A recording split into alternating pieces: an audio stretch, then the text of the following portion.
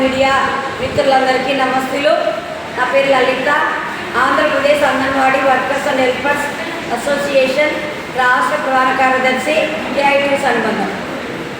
గత 50 సంవత్సరాల నుండి రాష్ట్ర వ్యాప్తంగా దేశవ్యాప్తంగా అంగన్వాడీ వర్కర్స్ హెల్పర్స్ గ్రామీణ పేద బడుగు బలహీన వర్గాలకు సంబంధించినటువంటి కుటుంబాలలోని తల్లులు పిల్లలకు నిత్యం నిరంతరం ఐసీడీఎస్లో సేవలు ఉద్దేశాలు నెరవేర్చే దిశలో పనిచేస్తున్నప్పటికీ నేటికి గౌరవ వేతనం పేరుతో వర్కర్స్కి 11,500 రూపాయలు, హెల్పర్స్కి 7,000 రూపాయలు ఇస్తూ కేంద్ర రాష్ట్ర ప్రభుత్వాలు మరి మా దుర్భరమైన జీవితాలకు కారణమవుతున్నారు.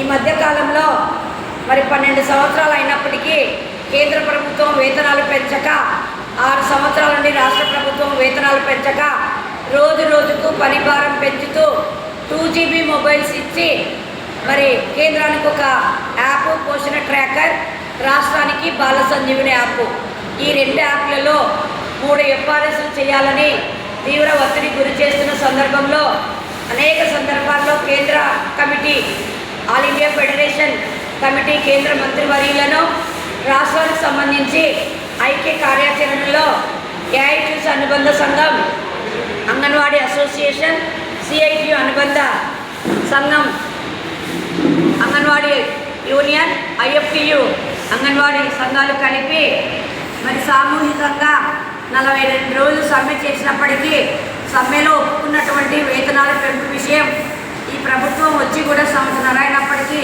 ఎలాంటి వేతనాలు పెంచలేదు. రోజు రోజు పరిభారం పెంచుతుంది.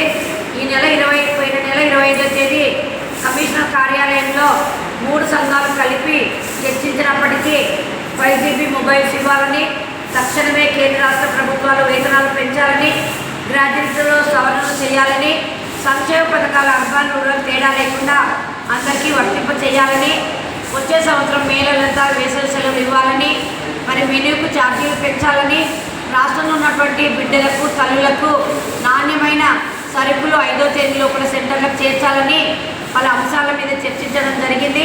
కమిషనర్ గారు వేతనాలకు సంబంధించి ఈ నెలలో సీఎం గారి దగ్గరికి వెళ్దామని చెప్పారు.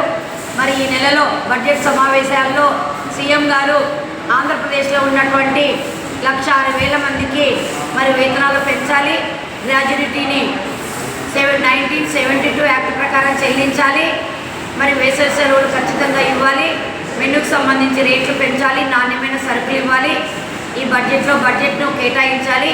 మరి లేని పక్షంలో మరి 3 సంఘాలు కలిపి మరి ఒక తీవ్రమైన పోరాటానికి సిద్ధమవుతున్నామని రాష్ట్ర ప్రభుత్వానికి హెచ్చరిక చేస్తున్నాం.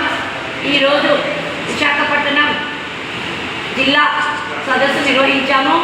ఈ సదస్సులో పలు అనేకమైన అంశాలను చర్చించడం జరిగింది.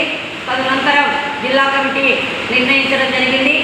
జిల్లా అధ్యక్షురాలుగా శ్యామల గారిని, ప్రధాన కార్యదర్శిగా వెంకటలక్ష్మి గారిని, కోశాధికారిగా కృపారాణితో కలిపి 11 మందితో జిల్లా కమిటీని నిర్ణయించడం జరిగింది. ఇక మీదట ఏ సమస్య వచ్చినా అంగన్వాడీ టీచర్లకు సంబంధించి జిల్లాలో ఈ సంఘం పనిచేస్తుందని తెలియజేస్తున్నాను.